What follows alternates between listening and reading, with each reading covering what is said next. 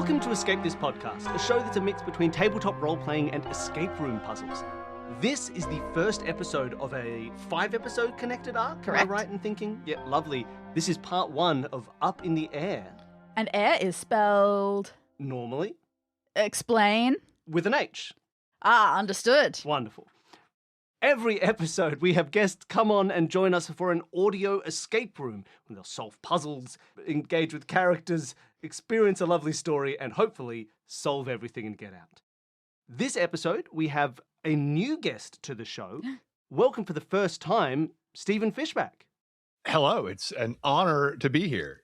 We're very excited to have you. Stephen Fishbach, survivor extraordinaire, Blood on the Clock Tower, extraordinary player, and, as of recently, published author. Yes, I just have come out with my novel, Escape, and it felt like synergy to be here. And I'm all about synergy, so it's Escape on the Escape This podcast. It felt like it had to have it. That came out, last week, I think, at the point of this coming out? Yes. Do you want to give a rundown about what the book is about? What's the advertising line? Give us the log line. Yeah. If this sounds rehearsed, it's because it is.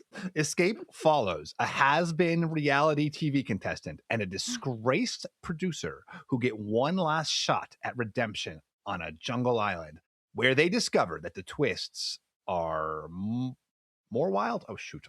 Are more wild than they ever imagined. Anyway, it's basically, I've taken a lot of my experience as a reality TV contestant, and on the network side, I used to work at a TV network, MTV, and kind of try to channel the whole scope of my understanding of and experience within this crazy topsy-turvy world into this book. Amazing. Wonderful. That was really exciting. It's available pretty much, things are available everywhere now. They're all the You'll places find it. you buy books. Yeah. It's in all the places. I'll put some links Not like a below bakery. as It well. wouldn't be at a bakery. Hey, you never You don't know my know. bakery. You never know. Yeah. Maybe that's a good synergy. Yeah, more synergy. And you obviously you have a partner joining you to play alongside, because we wouldn't make you do it by yourself. That is, from experience, quite difficult. So to join you, we have fellow Survivor contestant and returning to the show for the fourth. You've been on before. Friend of the show. Friend of the show, Peih-Gee Law. Welcome. Thanks. My fourth triumphant Fourth. return. I knew I it. think fourth. I think yes. four. Four seems right. But sometimes I miscount, because you have other shows that you do. You do shows with David Spira. You do Repod, Reality Escape Pod, and as well as PG's Playhouse, which is new since last you were on. But we have been on that show, so I worry I'm miscounting It how feels many like times. an old classic at this you've- point. But yeah, so that for people who are listening who may have not heard our episode, which you got to go and listen to, or episodes of PG's Playhouse. Do you want to give a rundown for what that show is for people who want to go and check it out?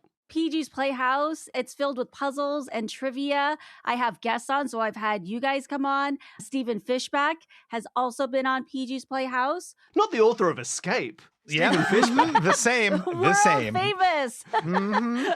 best-selling author Stephen Fishbach has I like the sound of kindly that. graced PG's Playhouse as well. And so we do a lot of wordplay style games. We have a lot of fun. We do a little trivia segment, and I have on some amazing guests who've done amazing stuff. We're very excited to have you back on the show. You'll be the old hand helping Stephen through his first audio escape room. Well, Well, at least on our show. we haven't asked. Maybe we'll learn more. This is an escape room show. So, Stephen, starting with you, what is your general escape room experience? I'm very poor at them, but I love them. I'm enjoying. I should probably not have led with that. I don't know what I'm doing. I love to. I've gone to a number of escape rooms, but not for years. I moved to Los Angeles, and I was going to a lot of escape rooms with friends. And then the pandemic hit, and then I have had children, and I haven't been to an escape room since in 6 years. So I'm a little rusty. When you get the chance, there are some new treasures out there for you to experience. I would imagine things have changed in the space in the last 6 years. Yeah. This was a missed opportunity to proclaim that you have literally written the book on escape. Exactly. That's what Escape is. It's the book about escape rooms. If you are listening to this podcast, obviously you love escape rooms, and you should buy my book, which is all about Buy it them. now. Don't read the blurb. Buy it now. Yeah, exactly. And then, PG, you've been on the show before. We know about your general escape room experience. Any updates since you were last on the show? Well, I too have a project with the word escape in the title. No, so I also I have a podcast called Reality Escape Pod, Of course. where we cover escape rooms. We do interviews with their creators and people who are making awesome immersive stuff. And so, I've done a whole ton of escape rooms for fun and for research, but mostly because I love them. Do you keep count? Oh, yeah, Morty you a keeps count spreadsheet? for me. I'm That's like, shout out to Morty. It's like an escape room tracking program, but I think I am just about at 450. That's not too shabby. That's pretty good. Wow. It's one of those ones that feels good for anybody except for people in like Except you're PG's friends with world, because you Davis.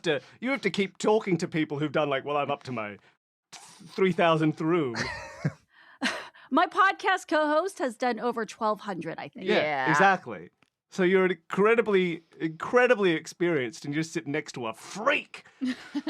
But you know what? It shows for the whole world how you can do hundreds, you can do literally thousands, and it doesn't dampen your enthusiasm for True. it. That's how good they are.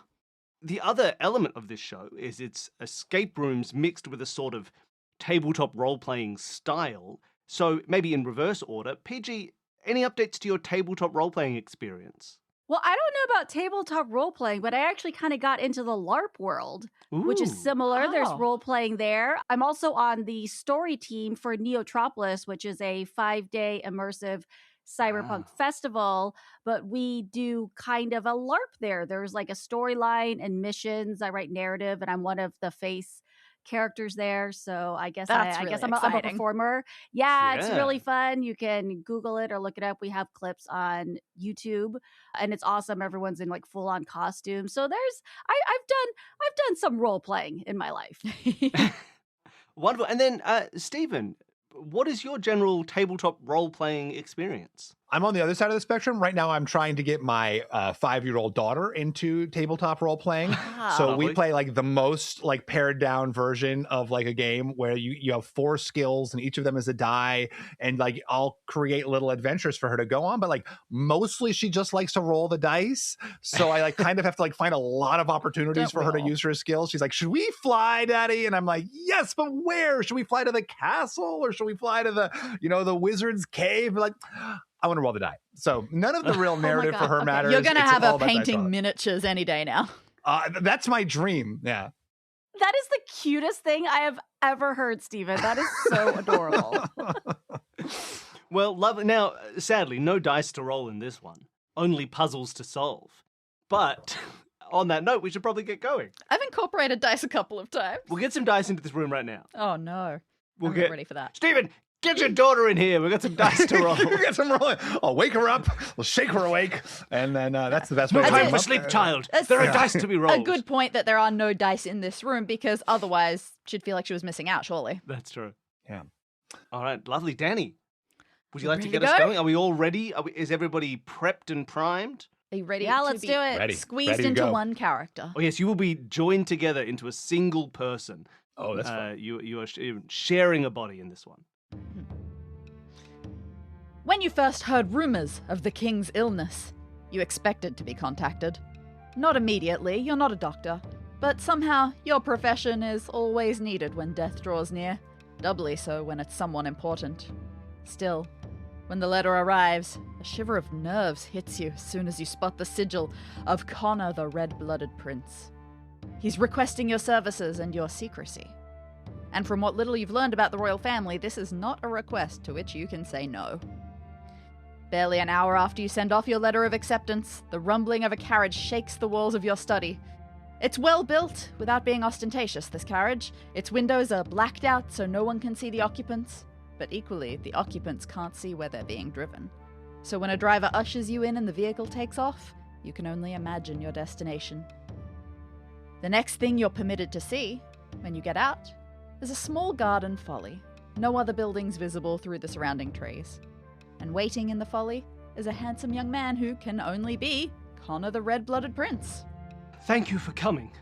His voice isn't as hot-tempered as his nickname suggests. I shan't waste your time.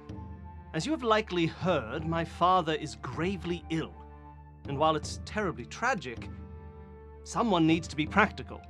Of me and my siblings, I believe I am the most suited to inherit leadership. I believe father knows this too, but He has not yet written a formal declaration of succession. He likes suspense and games, and I'm certain he's made a game of this. Whichever one of us can impress him the most, he'll choose them. Using your investigatory skills, you're able to deduce the rest pretty cleanly. Prince Connor wants to perform some big dramatic gesture to show his father that he's most worthy of the crown, and he wants your help planning it and pulling it off. After some back and forth discussion, you end up saying, well, it really comes down to what your father, His Highness, values most in a leader. Does he want an heir who's charismatic, charitable, tactical in battle? And Prince Connor strokes his chin. Interesting. Father does absolutely value battle prowess above all else. Now, how to prove that when we aren't currently at war? Walter's tournament! Who's Walter, you of course ask, and Prince Connor looks at you like you're a bit dull. Walter, Prince of the Northern Territories. He's running a jousting tournament for his knights, a shabby, undisciplined lot, and to motivate them, he sets a challenge that if any knight can best him in a bout, he will cede leadership of his armies to them. It's never happened because none of his knights are as skilled as he is, but me? I could beat him. I could gain control of his armies. Not to use against him, of course. More of a forceful alliance. Oh, if that's not impressive, I don't know what is. Well, you think your work is done, but oh no, Prince Connor still needs you, as he explains while rushing you out of the folly and summoning a new carriage. You see, he can't just walk into a Northern Territories tournament. He'll be recognized on the spot and maybe arrested as a foreign royal spy.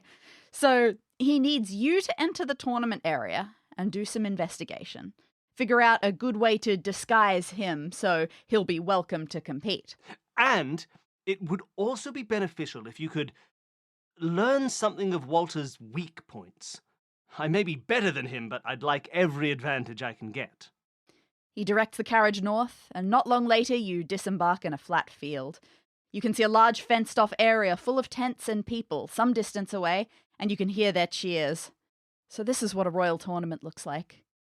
There's a single entrance gate, flanked by 2 guards wearing the territory's colours. I'll stay hidden here and get into my armor. Come and find me when you've figured out how to get me in. And with that, you are free to approach the tournament. Okay, so we're like business consultants of a sort. Exactly. Yes. Sneaks, professional sneaks. Yeah. Medieval PI. Yeah. I hope we've arranged a good cut of the kingdom for ourselves. Yeah. When you become king, I get 20% of the entire kingdom's lands. It's a finder's I think fee. if we can beat Walter, why do we even need to keep Connor in on this? Like, we could just take over for ourselves, right? Oh That's, boy, you could try. You've never even ridden a horse. Your jousting arm was destroyed in a terrible fire. I keep on forgetting about the jousting arm. It's a good thing these tiptoes are tipping and toeing. We're sneaking into the tournament, right? You don't actually have to sneak in. We can just go in, right? We can just go to the guards. Could we just go to the guards? These 2 guards, they stand tall and imposing. One of them a very wide figure, the other very narrow even in his armor. Their postures stiffen when they see you, and they hold their spears in front of the gateway so there is no slipping past. They clear their throats. One of us only tells the truth. And one of us tells only lies. Password, please. Oh, you think you've heard this one before. Wait, but asking for a password, that's a new variant. Okay, so the baseline is we could say, like, what would the other one tell us the password is? But that's not going to be that helpful to us because that is... that's interesting. This is a very interesting twist on this classic. You could ask him. Logic puzzle. Yes. It doesn't hurt to ask. Right. I'm going to ask the skinny one. What would your friend over there say the password is? The guards exchange looks, and then they look at you a bit sternly, and neither of them gives you a response. And hang on. Maybe they only do yes/no questions. Maybe that makes sense. what do you think, PG? Should we do we want to narrow down the category of what the password could be, or should we look around for other hints as to sort of the global? Let's look around a little bit. Let's see what else there is to discover. To the best of your looking around, it's pretty much just open field and then some trees in the distance. There is very little to look at here. There might just be the conversation is the conversation. All right, so we have to figure out the password with yes and no questions. Oh my God. We could, well, no, we couldn't do that. I was gonna say we could sort of reverse engineer which one is the one who tells the truth and which one is the one who lies, but we can't really do that. This is interesting. This is a very fun puzzle. So I guess we just reverse yes and no, right? So we just, any yes or no question, you said, you sort of put it in the context of what would the other knight say? And then you just flip it around, to reverse yes and no. What's typically the answer to? I always forget this one. Is it would he tell me the truth? Would that guy tell me the truth? Is that usually what you're supposed to ask? Well, you're basically exactly. You say what would that knight say, and so the one who tells the truth would truthfully tell you that the one who tells a lie would lie.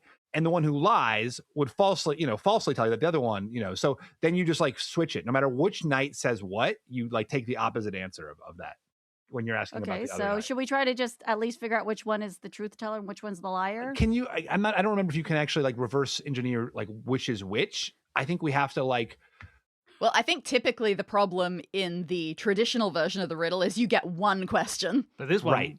You have been given no you might have as many restriction. questions as you want. So there could be ways to engineer that. Oh, that's interesting. Okay. Well, let's just ask. We'll ask one.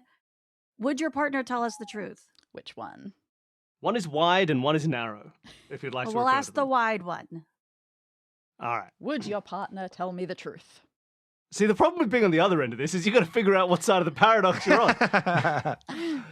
But aren't they both going to say no? Yes, he would. Oh, what? Yes, he would? Yes, he would.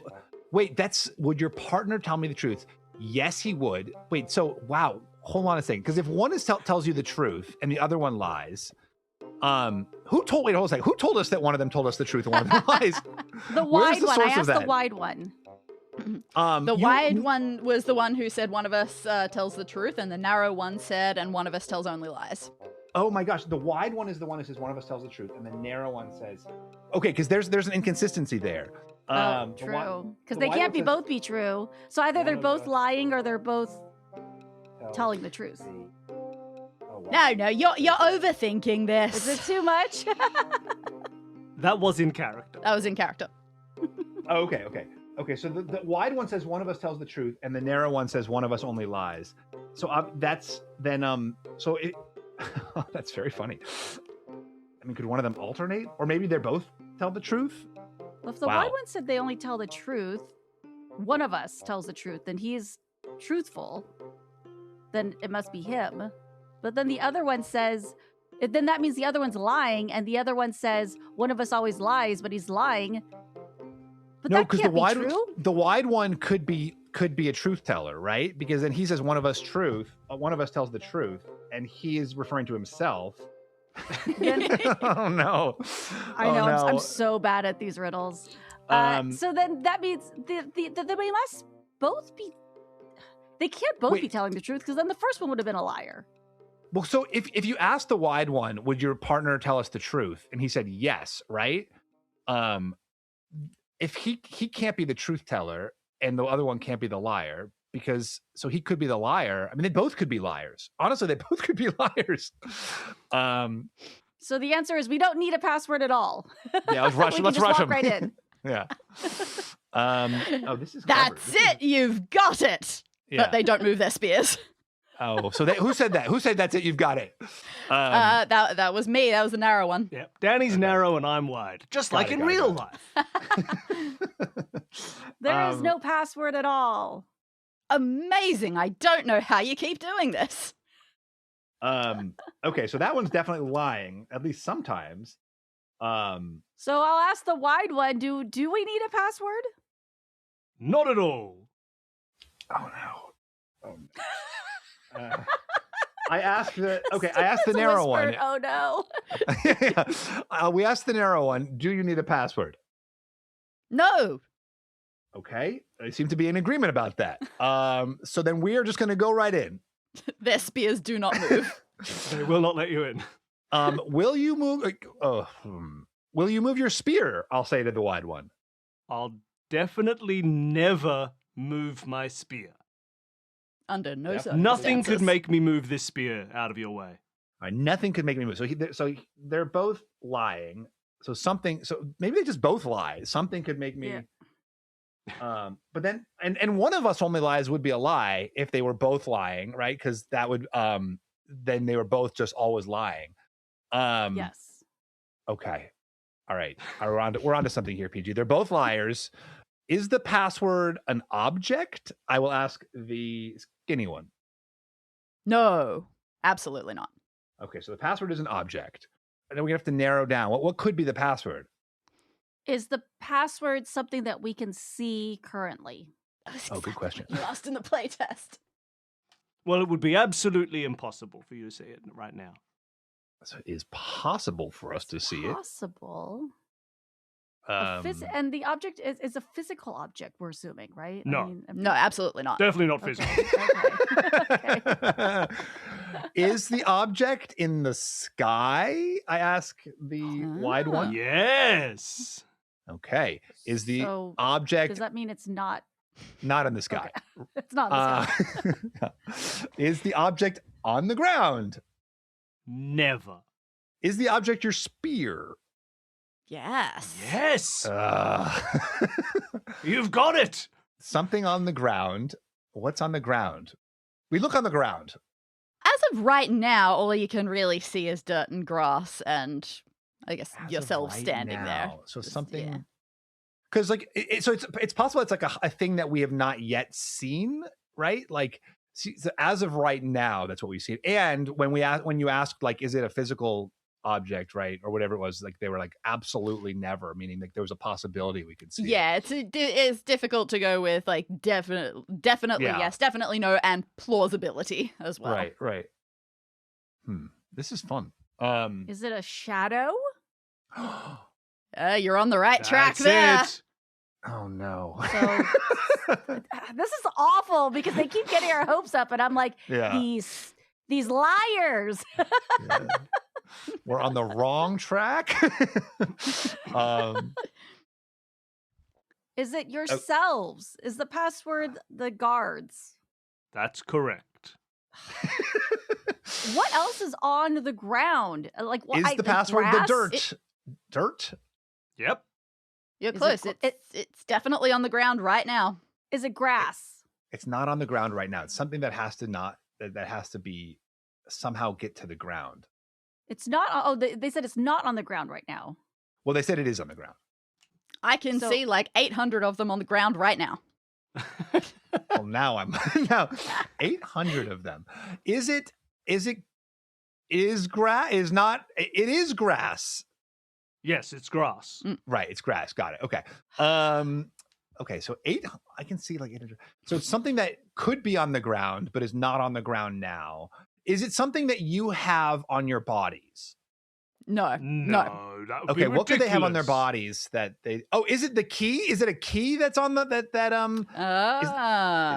Yes. Yes. Oh gosh! Oh no! You're so. Oh my This is God. such a tease. Oh my gosh! The enthusiasm with which you say yes is just so heartbreaking. Okay, so it's something they have on their bodies, but what do they have on their bodies? Their guards. We look at them. Their Can we- shoes? what- Is it their shoes? Is it your shoes? They're on the ground. Yes, but you're a million miles away. Very When close. that- So we're very, Very close. Is it the close. sole of your Oh, shoe? it's a Oh, is it your socks? The guards. Not at all. Bolt upright. A terrible attempt. And then they both step aside and let you through. Wow. I've got to say, they're not great guards that are just going to wait for us to eventually get the password. You know, I mean, like that's not a great security system. They lied on their resume. So without further ado, you head through the gate and into the tournament area. You've entered this kind of pre-game area. There's a gravel path that heads up, left, and right, with stalls and tents and entertainment all around. To your right, you see and hear a young lutist with his hand on the ground in front of him. Beyond him is a large plain tent that you suspect is a temporary stable full of horses. Off to your left, you see a small weapons stand, and beyond that, a small armor stand. Beyond those is an extremely ornate tent that could only belong to Prince Walter himself. And if you follow the path forward, you pass a delicious-smelling boar being roasted over a fire, and would make your way to an area where a roaring audience is watching jousts, and you can see Prince Walter showboating on his horse in the field. Okay, you think you've got your bearings, and now to figure out how to get Prince Connor in and winning this tournament. And to discover Prince Walter's weaknesses. That too. Okay, I'm on the hunt. Well- We are on. Well, we got to try to go into his tent, right? Yeah, that seems. Yeah, although the lutists, very, very, music. We could take a little music break, a little interlude. You want to go talk to the lutist first? No. Oh, we could. I was with you on the tent thing. Sorry, I thought that was the most sensible. I was sort of being silly. Yes, but you know what? Let's go talk to the lutist first because they might give us a little bit more information about what's going on here. No problem. You follow the music to the lutist, a handsome young man who's swaying along to his own tune. He's currently playing something light and bouncy with no lyrics, but there is a sign beside his hat that tells you what you can request, and we're going to give you an image for that in the chat. We didn't talk about images, but here is one for you. Yes, for people at home, you can see this image linked in the show notes below, but Stephen, would you like to describe what you're seeing for the audience? I'm seeing sort of a menu of songs available on request. Ballad of a Knight of your choosing is for 3 coins. Sounds of the local wildlife is for 8 coins. A personalized love song for 10 coins. A mother's hug in musical form for 12 coins. The first and likely only bath this year for 5 coins. Your best years are still ahead of you for 8 coins. A taunt that makes you feel alive for 9 coins, and the life and times of Prince Walter for infinity coins.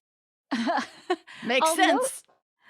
Also, the infinity does look a little bit like an 8 on its side. Usually they're more elongated. This kind of looks like an 8. I don't know if that's a thing or not. It was actually a copy-pasted infinity sign. Oh, so okay then. Okay. Just a weird quirk of the font, I guess. I was thinking it might be a clue too to somehow, because this whole, I love this game so much. It's so King's Quest coded. I feel like I'm very much in an old Sierra game, and I almost called the arc King's Quest, not that one.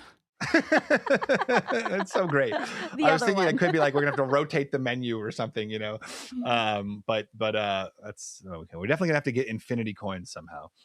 Yes, we do. We want the life and times of Prince Walter. Although I do like a taunt that makes you feel alive. That's oh yeah, the guests here have some very specific things that will help them feel motivated. Singing my song. They won't take the bath of this year, but hearing a song about their bath, that's great. All right. So, and we don't have any money. You didn't really think to bring any particular amount of money with you, and it wouldn't matter regardless because the Northern Territories uses their own currency. So we have to acquire some money somehow. Can we ask this lutist? Can I engage with this lutist? Can I approach this lutist and speak to them? Sure. I will say, is really infinity coins for the life and times of Prince Walter? That's a mathematical impossibility, lutist. The sign says what the sign says. So you will perform whatever the sign says. I'll perform whatever the sign says if you have the right coins. Okay. Is this a math thing where infinity coins somehow equals to 0 coins? And it turns out we're able to purchase it all along. I don't know what maths is. All right. So this is definitely, I feel like this is a problem we're going to have to return to once we've gotten infinite money. All right. Well, let's creep into these like stables and see what we can find in there. You walk along the path some distance until you reach the entrance to the stable tent. To the best of your knowledge, the way this works is that competitors stable their horses here at least a day in advance before a big competition so that they can get all settled in. And then they come back to ride them when needed, maybe a couple of times a day, a couple of different jousts. You step inside and you take a look around and you find a whole bunch of little partitioned cubicle stables. And you find half a dozen horses and a handful of empty spaces. It looks like there are 10, I'm going to keep calling them cubicles, 10 cubicles all up, 5 on each side. On your left, there is a muddy tan-coloured horse in the third cubicle. And because they're cubicles, this is sort of like an office. They have like desks and computers and like they're all working. There's fluorescent lighting. Yeah, okay. Horses controlled the medieval age. We just don't talk about it anymore. So you said the third on the left? Correct. Yeah. Okay. Has a gray horse. Muddy tan-coloured horse. Muddy. On your right, there are 5 horses. These ones are all full. You see 4 dirty horses, followed by 1 sparkling clean one. And in order from the entrance, we have grey, piebald, so spotty, then black, then white, then chestnut. Which would make the chestnut the clean horse. Correct. Got it. And pacing up and down, in your attempt to pat as many of the horses as possible, you spot something at the far end. There's a scroll of paper sitting on one of the flat rocks there. This is your second image. Yes, You're finding them all. Yes, for people at home, you can see this one as well. But PG, would you like to describe this horse note that you found to the audience? Or at least to begin. So at the top it says special requests and instructions for horses. Underneath that it says please add here. So I guess you can make your own requests. Knight C says, my horse will be ill-tempered if stationed beside Sir L's horse or any white horse. Knight L says, my horse must be closer to the entrance than not. Knight F says, my horse absolutely insists on being beside Sir E's horse. As for Sir L's horse, only if there's no other choice. Knight J says, my horse is sensitive and must have a maximum of 1 neighbor. And Knight P says, my horse must only be fed the finest white grains. That coat doesn't just happen. Also, she must not be alone. And if we have any questions, we can ask the on-duty guards. Oh, man. Not those guys. Oh, God. Do you know those horses in the stable? No, I don't. What's a horse? What's a horse? I've never seen a horse in my life. Oh, God. All right. So it's logic puzzly. I'm guessing we got to arrange these horses. All right. This is fun. So Sir L's horse is my horse must be closer to the entrance than not. That only really answers for 2 horses, which is the gray and piebald horse, assuming we think the middle. We assume. Do you think, PG, that the middle stable does not count for that category? Closer than not. Yeah, he will not be in the middle. Okay. I gotta draw like another grid now. Yeah. So gray or piebald is Sir L. And then what else do we know about Sir L? My horse will be ill-tempered if stationed beside Sir L's horse or any white horse. So. Okay, so we know that C is not black or chestnut. F is not really useful to us right now. We don't even have an E. Well, we know that J must be on any of the corners because they can only have 1 neighbor, right? Right. So J could be the clean chestnut, the gray horse, or the muddy tan. And then my horse must be only fed the finest white grains. So can we look at the horses and see if there's any, white grains in any of the stalls? Well, the coat doesn't just happen. So are we assuming that P is the white horse? From your little experience, you know that there is a thing with horse owners where they do believe, some of them do believe that food color and coat color correlate. All right. Okay. So then she must not be alone. So that's he. Okay. Yeah, so the white horse is P. Okay, so we have one. Yeah. Okay. So we know that C's horse is not the black horse or the chestnut horse.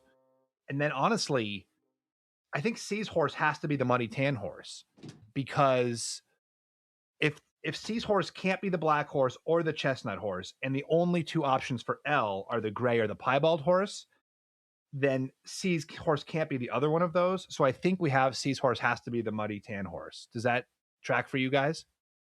I mean, for you? Oh yeah, we know exactly what the answers are. I've got them right in front of me. Yeah. Okay. That feels okay. Okay. I C, think that's P. right. Okay. So C is the muddy tan horse. P is the white horse. Okay. So J says my horse is sensitive, must only have one neighbor. So then that's still J could be the chestnut or the gray. And we have a Sir. So F says my horse insists on being beside Sir E's horse, but we don't have a Sir E. Yeah.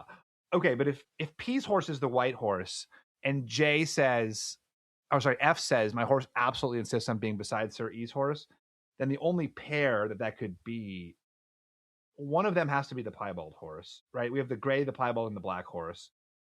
So there's actually two ways to do it.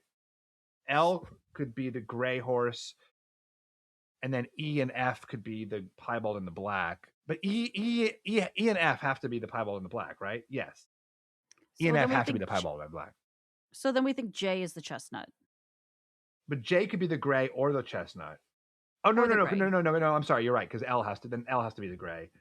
L has to be the gray, so J has to be the chestnut. Because L needed to be closer to the door than not. Yeah, and then the only question is E. I guess, like, as for L's, only if there's no other choice. I mean, so it sounds like probably not, because there is another choice there. So we could put F next to P, the white. So black is F. Piebald is E. Yeah. Wait. Oh, does this spell something? No, it does not. Am I missing? Hold on. L-E. Wait, what is the muddy tan horse? I can't even tell my writing. Is that C, right? Oh no, I have L twice. Wait. So L has to be the gray. Then the black is E. No. L is the gray. The piebald is E. The black is F. White is P. And the chestnut is J. And the muddy tan is C, I think. And is that spelling something? Clefpage? No, it does feel very good. You feel extremely proud of yourself. As for what this means, it is curious. So C, L-E-F, P-J. C could be C, L-E-F, P-J. Left P-J, C. Like, that could be a sentence, like an instruction. C. There you got treble clef, bass clef, and PJ clef. Yeah, exactly. Clef. They're not amazing anagrammable letters, are they? No. I mean, but honestly, though, if it was an anagram, then the order of the horses wouldn't matter. That's true. All right. Maybe we gotta go find these knights or something like that. Ask them what's up with their weird instructions. You want to mosey on over to the weapons rack? Let's mosey. Most of what's on display at this weapon stand is swords rather than jousting lances. You suppose lances wouldn't even fit in a little store like this. It's being run by a very big burly woman in bright makeup, and she flutters her eyelashes at you. Welcome! A weapon lover, are you? Well, you won't find better. I'm the most finessed cutter and carver in the land. You hear that, you defensive coward? Yeah, that part she's bellowing across to the woman at the armor stand. Maybe you should ignore that. Doesn't seem like it's your business. Now, there is one other thing of interest besides the swords, which are well out of your hypothetical budget, even if you had this currency. There's a sign sitting in the middle of them. And this may be your final image. This is not an image-heavy room. Again, people at home, you can see this in the show notes, but Stephen Fishbach will describe it to you. This says, caution, with two N's, C-A-U-T-I-O-N-N. It's like a scroll. And there's two sort of infinity symbol / 8 symbols at the top corners. It's like a infinity. You can't tell if it's an infinity or 8. It's like a halfway between the two. So it says caution. Well, just no. CAUTIONN exclamation point. Not NOTTE. Suitable SYUITABLE for jousting. That's JOUWSTTING exclamation point. Not suitable for jousting. Actually, there was no extra G's. There was no spelling regulation back then. So it's thematic. It's in like old timey. Suitable. Okay. So these are not weapons that are suitable for jousting, or certainly not suitable. That's true. Yeah. They could be suitable, but they're not suitable. All right. And there's nothing else to look at on the swords. Nothing that seems like it's going to be particularly helpful to you, no. And this infinity symbol obviously has to translate back to our ludist.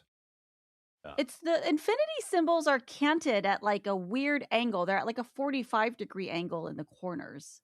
Yeah. But they're like kind of mirrored. It's almost like if you folded the paper in half, they would meet because they're kind of mirror images and they're only in the top corners.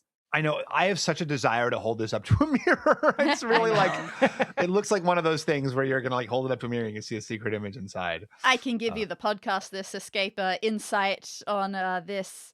I originally wanted it to be an entire border full of them, but that was really hard to make them anywhere close to uniform enough to get that many. So I gave up after 2. Okay. The letters are very strange also. Like I tried like turning it on its side or upside down to see if... Oh, there does look like those T's look like 2s, don't they? Like upside down. Yes. When you turn it upside down, it almost looks like 3220, but then the U, I don't know about that. Like, yeah. Is this just weird, messed up medieval spelling? I feel like no. There's got to be some. This is a puzzle. You know better than I do, though. Are there like red herrings in these puzzles, or is it sort of like one of these things where, you know, with like a King's Quest, where like that every weird thing has got to like pay off in some way? No, I mean this is a thing. I'm just not sure what. Right. The T's really do look like 2s. Yeah. It's driving me a little bit crazy. Yeah. I want to like somehow use it. Like my thought process is, and I'm only saying this because you told us to use our thought to speak out loud. And this is one of the dumb thoughts that I wouldn't be, sharing otherwise, is like somehow, right, this infinity has to like replace the infinity for the ludist, right? Like this, if the infinity sign, like maybe we can like convince him that there's another number, that infinity means something else, right? Like as a way of kind of tricking him into giving us the life and times of Sir Walter. Okay. Well, if these swords are not suitable for jousting, maybe they're suitable for the ludist. I don't know. Yeah. Suitable for singing sword. That's a thing. Yeah, that's a thing. That's a thing. That's a singing sword. The sword in the song, right? That's what Arthur pulls out of the, okay. Is this self-contained? Do we have everything we need to solve this? You do.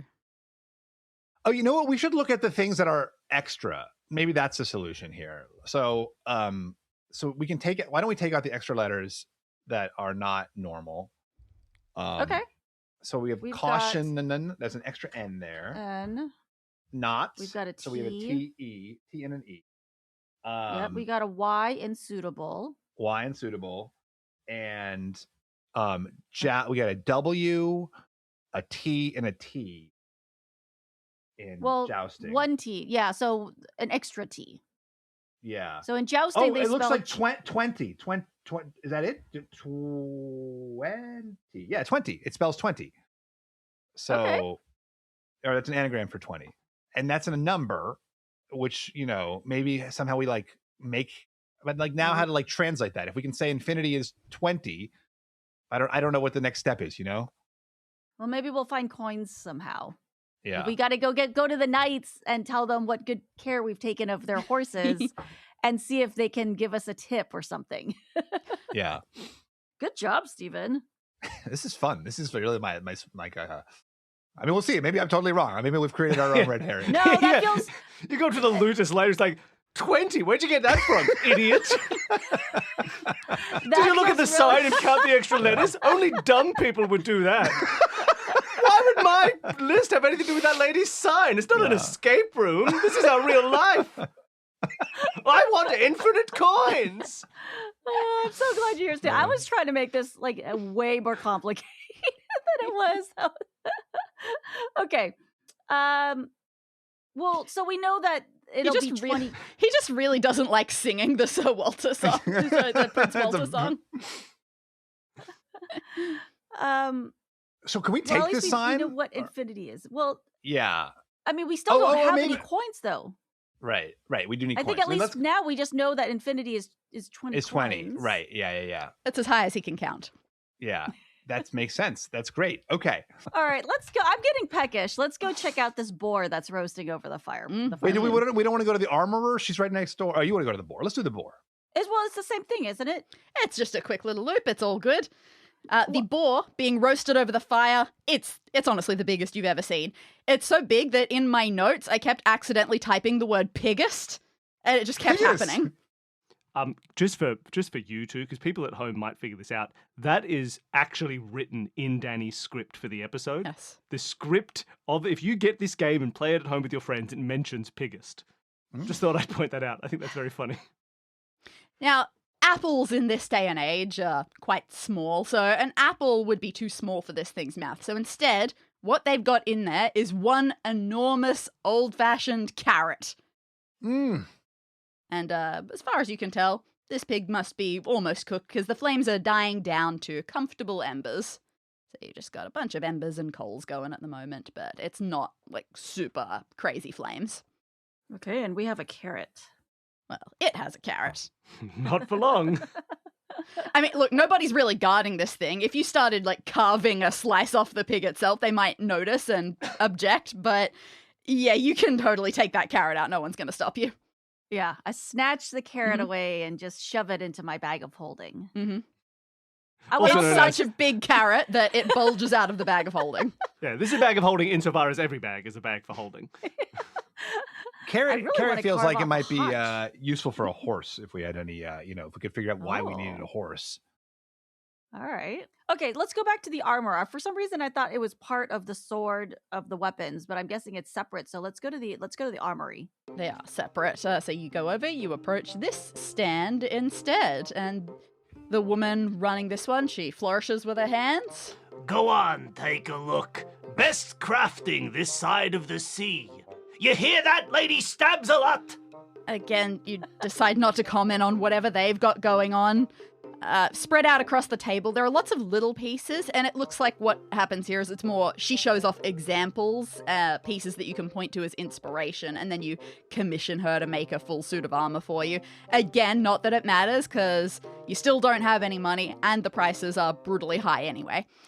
Although, hang on, there are some shields leaning against the front of this table, with a sign that says, correctly spelled, to the best of your understanding, free loan to joust competitors.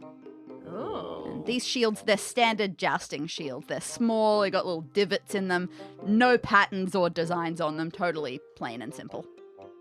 All right, well, we are going to be jousting. I'm interested in some of these free for loan shields, madam. Planning to get... Why did I give her this voice? Planning to compete, are you? A little thing like you'll need all the shields you can get. Go on, take one then. So you do. All right, I take it. Is it humongous? It's so big that I'm like staggering. Honestly, no. Jousting shields are not all that huge. Oh, it's dinky. Okay, so I pick it up with my fingers.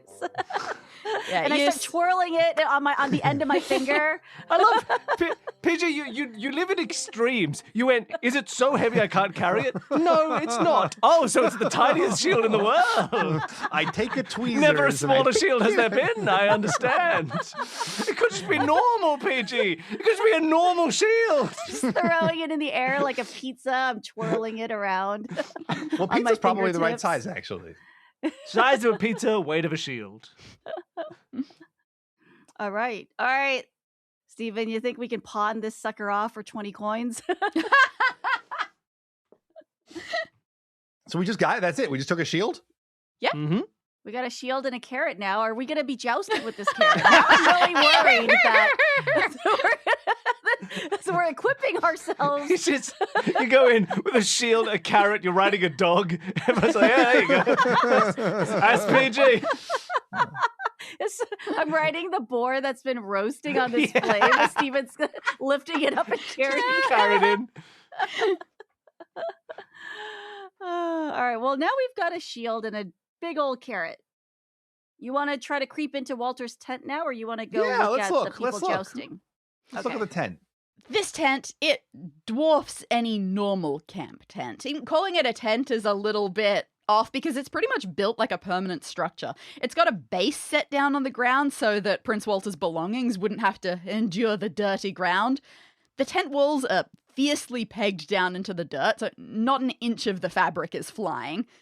You poke around at the tent's entrance, and while it is sort of a usual flap, it is firm, it's unyielding, it doesn't want to be pushed aside. Actually, it's really strangely firmly in place. So you look down and you see... Wait, what are you seeing here? Threaded through the bottom of the tent door fabric, there is a thick, knotted rope, and that has been pegged to the ground and locked there. There is literally a lock holding a tent closed, and it's working. You take a look at this lock, and it's got 3 wheels to it with letters on them. So like a combo lock, but with letters. Mm-hmm. Hack at it with a carrot, PG. I nibble off a little. Yeah. Oh, well, it's not a keyhole. It's a combo lock. Oh, man. So what all of the letters on each of the wheels? Enough letters. Okay. we need to know what the 3-letter combo is. We need 3 letters. Okay. Do you want to go back to the ludist, or do you want to go check out the people jousting? I mean, we don't have any money yet, so I think we got to go to the joust. All right. Onwards. Now, just to be clear, you'll be going into the audience section. Are you planning on looking at the jousts, or you're looking more at the audience area? Well, so Walter is jousting now, and one of our tasks is to learn his weaknesses. So I think we should watch him do his thing. No problem. Looking out into the jousting field, look, there can never be any doubt about identifying Prince Walter. Both he and his horse, they're pretty much sparkling in the sunlight. He's doing so well that he hasn't had to change out his armor or anything, not even once. There's not a dent nor a scratch on him, though there is plenty of dirt on both him and the horse from all of the dust and mud getting kicked up with every challenge. You linger, you watch a couple of rounds of the contest. You're no jouster, so you don't get any real insight on how Prince Connor should fight him, but you do learn that Walter has some little pre-joust ritual. He trots his horse across the field as close to the audience as possible, lifts his visor, makes happy eye contact with as many people as possible, and then he roars. The head of the world! The heart of the prince! Victory! And everyone cheers back. That was the head of the world, the heart of the prince. Victory. So the Northern Territories of Scotland. This makes sense. Yep. I mean, so the 3 letters could be H for head of the world, H for heart of the prince, and V for victory or something like that. No, Steven, I think it's the head of world is the first letter of W, and then the the heart... head of the world, the heart of the prince is the I. Maybe? Well, no. Well, then the heart of N? prince, I was thinking it's the middle, but it's an even number of letters. Right. It could be in. It could be like win. It just could be win. Victory is win. Victory is it's like just the head of the world. Okay. Yeah. You like just that. cryptic crossworded your way through that one. That was good. That was good teamwork. Yeah. Well, you got the framework. I didn't have the framework at all. Yeah, well, you dragged us across the finish line. This is why you got to say what you're thinking. It works out perfectly every time. All right, so let's run. We're going to race back to Walter's tent. We're high-fiving the whole way. Which is weird since you're one person. And you're only one person. You're just clapping your hands. Shield and carrot, shield and carrot. And we Do we have put two we're very heads? Yeah. Nah. the beast with two heads. You put Win into that lock, and it pulls open. It takes you a while to untangle the rope, and you squeeze your way through the tent flap. You hope you're not being too obvious about it. You take a look at your surroundings in here. You're impressed. It feels really luxurious without too much effort. There's a rug here, a few candles there. Actually, maybe the fanciest part is how all of the sound from outside is blocked out by the thickness of the tent canvas. And then, oh wait, no, hold on. Now that you've looked even closer, the most fancy part is probably that stack of coins on the table by the bed. There we go. Are there 20 I'm of not them? above some petty thievery here. I mean, if anyone's not gonna miss 20 coins, Well, what's limiting us to 20? I mean, yeah, let's say that this pile looks like it's 20 coins. all right. We swoop them into the bag of holding. Well, you reach out for the pile of coins because, as we said, he won't miss them. But just as you're about to make contact, you freeze. There's something funny about the surface of this table on which the coins are sitting, and on closer inspection, oh yes, it was a good thing you hesitated. There's some kind of weighing device here. Oh. If the coins are taken and not immediately put back, like some sort of Indiana Jones contraption, something will be set off. You can't see what it's connected to, but a trap, an alarm, something. Okay, you think. It's got to be something you can use to perform a quick swap.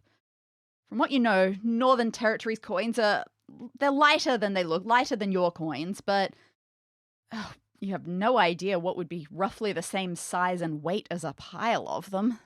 It's got to be a carrot, right? Is this carrot time? No. What about the shield? I think it's got to be the shield. I'd say, you know what? You're not an expert, but hell, carrots do get cut into little circles. Oh man. Wow. So we got to slice this carrot. How do we know? We got it. Well, we just replace that it the with as atomic many. weight of the carrot is the same as the weight of Look, these it's a coins. very That's a good very good point. question. You do not have that sort of expertise. It'd be not nice at all. if you could test the weight of them somewhere, but you can't take Well, any of these because it'll set off the alarm. Yeah. Oh gosh, that's so interesting. So we got the shield, which could be like a scale in some capacity, right? Like it's a flat surface, could balance something on it. You feel like you've got the right idea, but this is well beyond your qualifications. Yeah. Is there anything else in the tent? Nothing of interest to you. Do we need to look at the crowd? I know when we went to the jousts, we had two options of looking at the crowd and looking at the It's Jousters. always well worth taking a look at the other people around. So you sneak back out for the moment, you put a pin in this coin situation, and you head back out to the jousting crowd. No one here looks exactly like royalty. They're not badly off. They're just normal members of the slightly upper-class public in fashionably baggy clothes, enthralled by what's playing out in front of them. Every time Prince Walter's horse charges forward, they give a roar of enthusiasm. Seems like he's pretty popular. Once or twice after a bout, you see money changing hands, and you try to listen in on some conversation, see if there's anything interesting to overhear. But the most you get is, off sick. Nobody's seen him yet. I hope not. I wanted to bet big on him. This is big. Somebody's sick. So we approach and ask who's sick. Sorry, they can't understand your southern accent. Oh, okay. One of the knights is sick. That must be the horse that's clean, maybe, because all of the other horses are dirty. Oh, that's great. So that means that we could replace Knight Jay. Jay. Yeah. Okay, so this is basically one of the things we needed to find out was how can he sneak in so he can pose as Knight Jay. Right. Okay. But we still need to know his dirty secrets, his weak points. And to be honest, you might need to know more about Sir Jay. The idea, like, Wait, you there could was- pretend to be him, but do you know how to pretend to be him? Are we missing any of the? Are there any more places? No, I think believe you you've have looked looked at at all of them. Well done. All right. Okay. All right. Should we go? I mean, can we? So we can't ask. We can't like mingle with the people to learn about Oh wait, hold on. Oh, we can get a ballad. I mean, there's more ballads. There's other ballads to be sung here. The Lutus did have a more thorough list. That's true. Ballad of a Knight of your choosing. Yeah. Yes. Ah, okay. Oh, that'll be a little bit easier. 3 coins Yeah. seems a bit more accessible. You still don't have them, but it feels more attainable.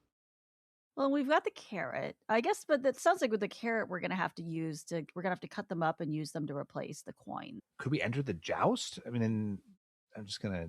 We take a dive. You would be terrified of dying. Yeah, my jousting arm was injured. Yeah, injured in that terrible fire, was it? Yeah, yeah. But my heroism in the fire is remembered by many. Oh, yeah. Yeah. It's sad that you don't have your own ballad here. All the people with lutes back in the south are constantly singing about the hero of that fire, sacrificed their jousting arm. Mm-hmm. Okay, so we're sort of stuck at the coins thing. So we need to somehow get these coins, right? So we've.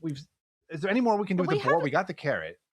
Well, we haven't got the only takeaway that we've gotten from the audience is a clue that one knight is sick. Is that right? Is that all we've learned from the audience? I mean, they were trying to, people are betting on things but yeah, nothing else specific. So we've looked at everything now, Stephen. I just feel like this info we got from the audience is not I feel like there's maybe more to explore here with the audience somehow. Like just knowing that there's a night out sick is good info, but All right. It is also true, if you remember, you were looking for how many coins for that song about Sir Walter? 20 for Prince Walter and 3 for the knight. And the pile in the tent was pretty much 20 coins there. So those 3 must if you took 3 from that pile, you'd be looking for 3 more anyway. So right, we need another 3 coins. Right. Yeah. There's betting going on. And I'd like a mother's hug in musical form. So that's 12 more coins. So we need to think about that too. That's true. You got a lot to make. Yeah. Okay. So we do. Okay. So we don't have anything to bet with though. How is the betting happening? It seems to be pretty much you don't see any sort of official thing. You just see sometimes after a joust, someone reaches into their deep pockets, hands over a coin, and someone else shoves it into their pocket. That's about all you see. How are our pickpocketing skills? Well, you know what? You're a bit of what you might call an underworld figure on occasion. Oh, I wasn't even think this was a possible world here. This is exciting. Your jousting arm has been terribly damaged, but your pickpocketing arm? That just made your pickpocketing arm stronger. The jousting arm is the dummy arm, Stephen. That's just sitting. So we're holding the shield, and my pickpocketing arm is under the shield as I'm making my way through this crowd cutting purse strings. So you wait for a particularly exciting moment in a joust, one that has the most jumping and screaming and jostling, and you seize your chance. So many pockets are wide and saggy and very easy to slip your hand into. It doesn't do you much good, especially you and quit while you're ahead. You don't want to get kicked out of here, and you do manage to get your hands on, say, 3 coins. Oh. All right. Let's get our first song. Well, I mean, let's weigh these against now we can kind of weigh them against carrot slices. Now, that is totally fair. And man, you don't have anything to cut with. All right, Stephen, you got to go sweet talk the sword lady. Oh, the sword lady. Yeah, we got to looking to get into sword fighting, sharpen your weapons. Yeah, you will definitely be able to even as you walk past, just sort of pick up one of the weapons and you give a look at it, you hold it, and you hold the carrot. Look, it's just this isn't your expertise. You might have fine fingers when it comes to stealing, but cooking, you're worried that you might ruin the carrot, and you only have 1 carrot. So what was happening at the boar? Was there anything else we missed at the boar? It was just a boar. There was a carrot in its mouth. And the sort of dying embers underneath it. Yeah, that was about it. Dying embers. Yeah. Okay. So in general, you have this is all amazing ideas. You just do not feel qualified to do perfect coin carrot cutting. Well, who would be good at coin cutting? Do we get the sword lady to do it? She seems like she's pretty proud of her sword skills. Let's ask the sword lady. Then okay, so we go. Do you want to do the honors, PG? Oh, so I see you know your way around a sword there. I'm the finest cutter in the world. Ah, well, we are looking to cut this carrot exactly into the shape of a coin. The voices in my head bet that you couldn't do it, but I believed in you. A coin? Her eyes sort of give a bit of a competitive flash, and she turns to the armor stall. You hear that, you cowardly tart? This one has the sense to see who's the talented one. So you place the carrot on the countertop, and she doesn't notice it's stolen or does not care because it's a carrot. And from a satchel on the ground beside her, she takes out a more delicate knife than any of the swords on display. Oh. Looks like it's made for things much nicer than vegetables, but she's taking this seriously. Her hand moves. Is it trembling? Her face is tight with concentration, but her lip is also shaking a little bit. She goes for it, and then all of a sudden she slams the knife down. Oh, I can't do it. This is clearly important to you. Don't tell a soul, but she's better than me. I don't know why she didn't become a bladesmith herself. Oh, this rivalry has gone on far too long. Yeah, she just completely crumbles. She hands the carrot back to you. She was So a fraud. Oh, fraud, she's better. Wow. Okay, well, Steven, your turn with the armorer. All right, I walk over to the armorer and I, say, excuse me, miss, would you be able to cut this carrot into shape of this coin? I hear you are a fine blade wielder. And you should also talk to your friend over there. I feel like you have some unresolved issues and she's ready to heal. You place the carrot on the countertop, and again, she takes a look at it, and she seems receptive. All right. So wait, she was like this. I was going to yell at that lady, but hey, if you think she's receptive to a coming together, I'll be nice about it. But Yeah. Well, if I'm going to do this, I need to know exactly how many slices you want. 20 slices, please. Okay. And do you have a reference coin? Oh, you have a reference coin. Wonderful. Yes. Okay, I can make sure the weights are exact. Oh, let me balance that coin on my palm.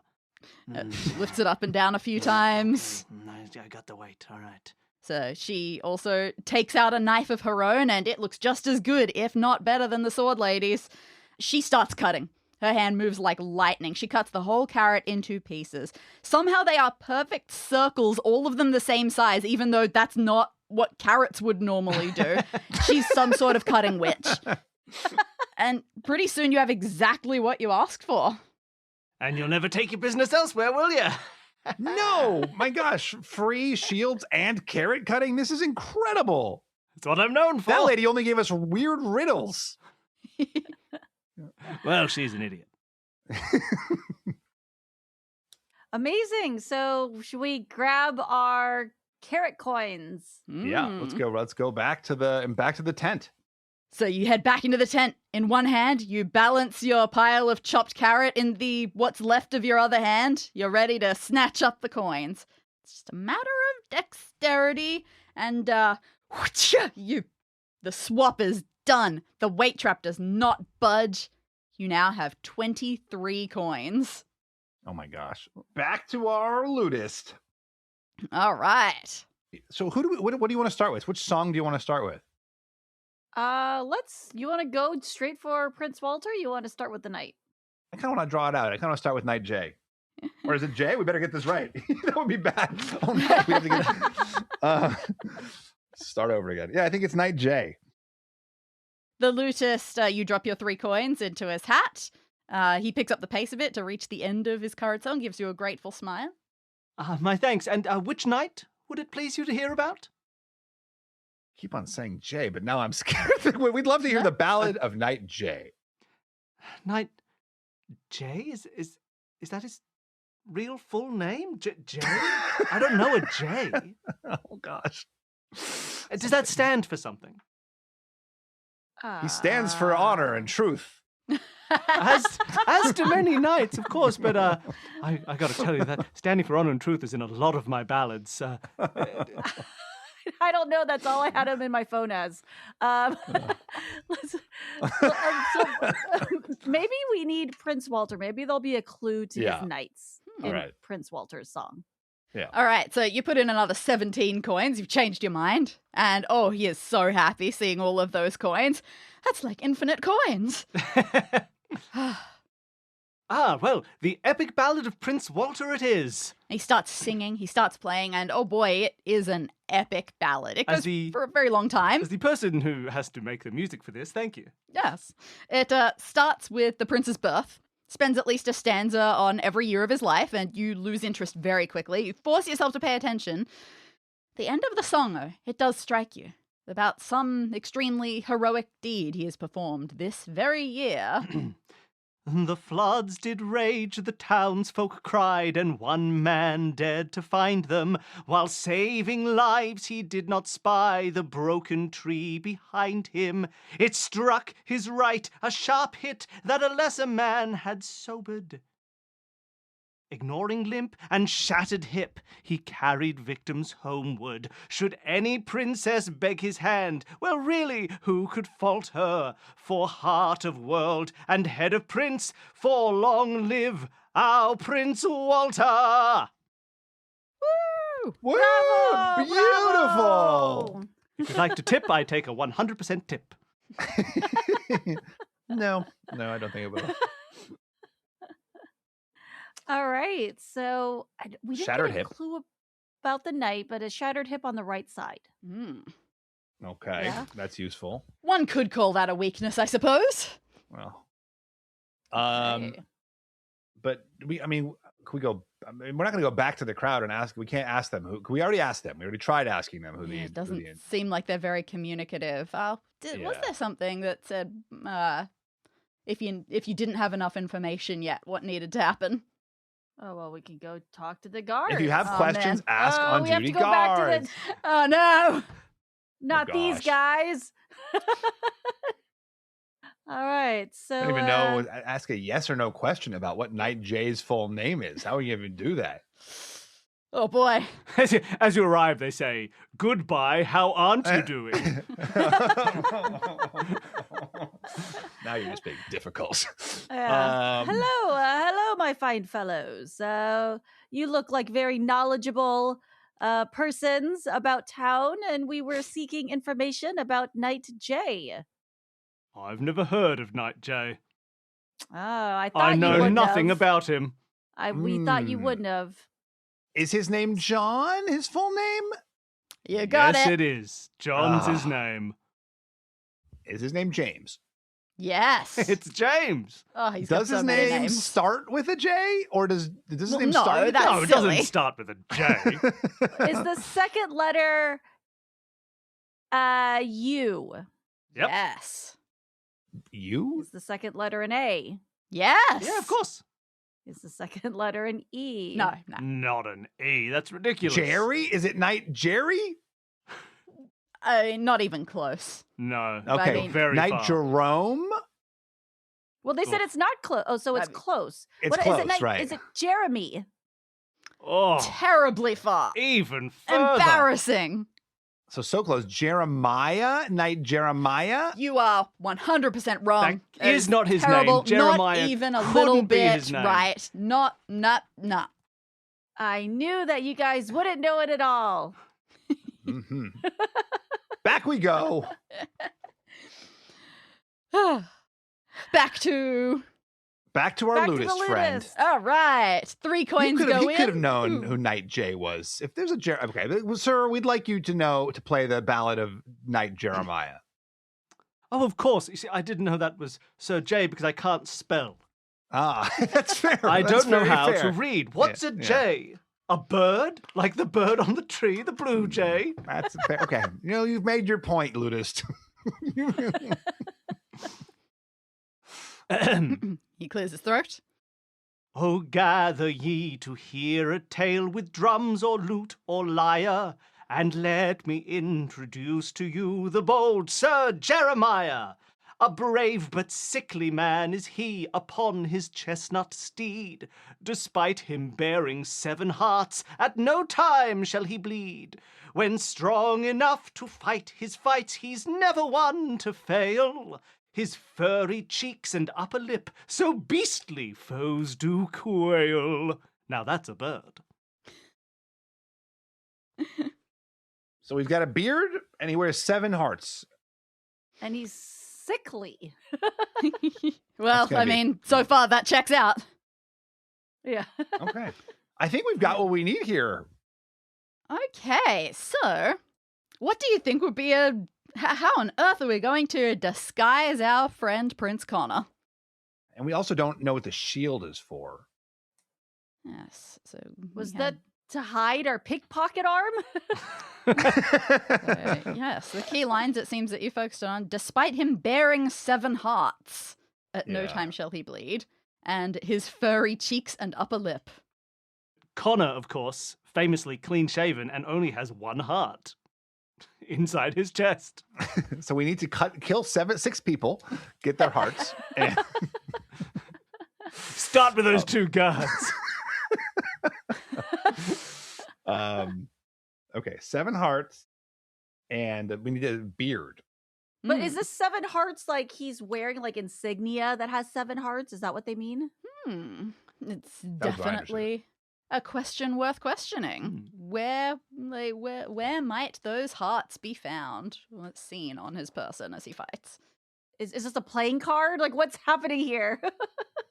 No, right. it is true that you've seen some jousts before, and like a lot of knights will sort of bear their coat of arms.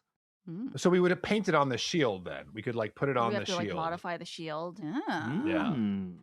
Um, So Are we so what are we like cutting a strip of hide Wait. off of this boar Yes, and like the gluing it to boar. his face? yes, that's exactly what we're doing. The boars Are we like taking furry. Is it furry, or like do we have to take the ashes, the embers, and with the charcoal and like draw a beard Yes. on his face? You know what? Probably no one is going to be feeling his face, so something that I'm could into just the look like it from a verisimilitude. distance.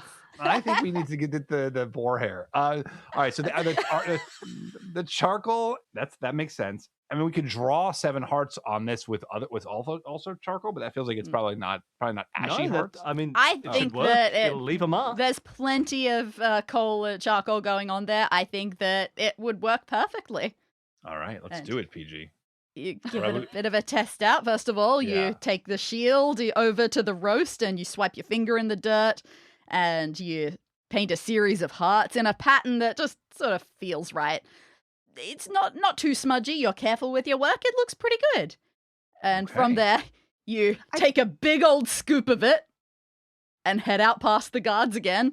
And I feel like if we had mixed the ashes with the grease dripping off of the boar. Oh yeah, that's basically how they We've- did paint back then anyway. I mean, pretty much. Yeah, we've created a really nice kind of paint with a sheen. It's going to stay on Mhm. through crying and the mud. Mm. So Yeah, I'm he'll feeling- just look a bit sweaty. Yes. Okay. Very normal.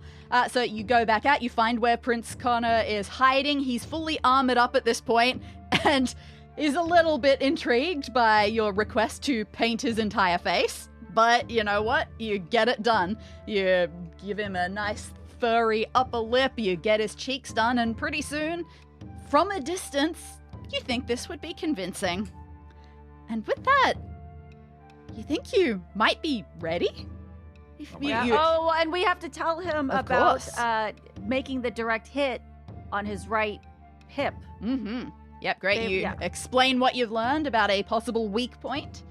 And with that, you lead Prince Connor in past the guards. They don't even stop to ask him the password since he's with you. So you make your way unperturbed to the stables. Connor grabs and saddles up the chestnut horse, and you locate the person in charge of organizing the jousts. You let them know that Sir Jeremiah has arrived and is ready for his bout. There's a bit of grumbling about how late he is, but he is registered, he's placed in the queue. So you head to the viewing area and wait. Several bouts, several victories by Prince Walter later, and at last, an announcer calls that the next competitor is Sir Jeremiah. Yeah, there's a bit of applause, nothing too special.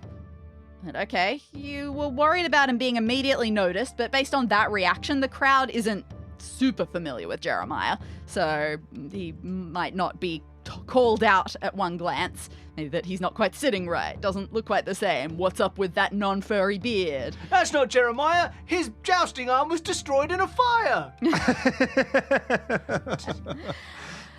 Look, it looks like people are much more interested in getting involved in Prince Walter's little signature warm-up cheer, so it's all good. The men get into position, and at the signal, they kick their horses into action. They charge. Their lances are forward. They look like they're mirroring each other, but at the last possible second, Prince Connor tilts his weapon down and out, angling it towards Prince Walter's bad right hip. There's armor there, but not enough. The force causes Walter to buckle over in pain, and the buckling causes him to lose his balance completely. His horse keeps running, but he hits the dirt. The crowd, they are so shocked. But, I mean, someone did it. They're delighted. Someone beat the prince. That's really cool. You hope that their delight continues when they learn who it was and that it wasn't one of their local knights. I mean, at least what you've learned about Prince Walter so far over the course of the day seems to say he's a decent enough guy. He probably won't be too mad. Prince Connor will probably be fine. Just in case, maybe you'll slip out and wait for him in the carriage before anyone recognizes you as the one who helped him sneak in. But it'll probably be fine. It'll probably be fine. You did it! With that, you have finished the room. We did it! They were better off this way, because I feel like being led by a guy whose rule is if you defeat me, you get the entire, you get all the armies. You know, he didn't deserve to lead them anyway. He's asking for trouble. Yeah. Thanks for listening to Escape This Podcast. Stay tuned for next week's episode where we discuss the escape room we just did with the guest we just had. This podcast is kept afloat by crowdfunding, so if you enjoy the show, why not support it on Patreon? There's weekly bonus audio for our $5 donors, monthly videos for our $10 donors, monthly trivia for our $20 donors, and anyone at any level can appear as an NPC in one of the rooms that Danny designs. And thanks again for listening.